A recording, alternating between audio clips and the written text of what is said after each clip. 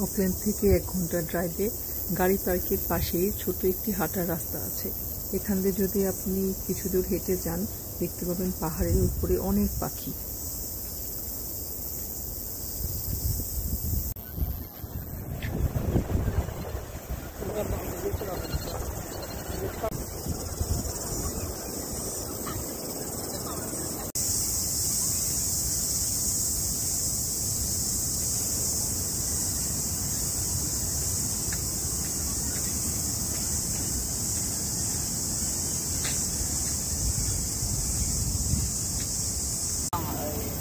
এবং পাহাড়ের উপরে এই পাখিগুলো দেখতে খুব সুন্দর লাগে।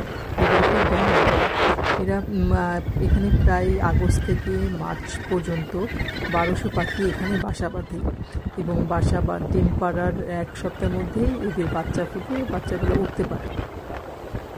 এবং এই পাখিগুলোকে গ্যানেট পাখি বলেই সবাই জানি আমরা, এবং এই জায়গাটিকে গ্যানেট কলোনি বলা হয়ে থাকে।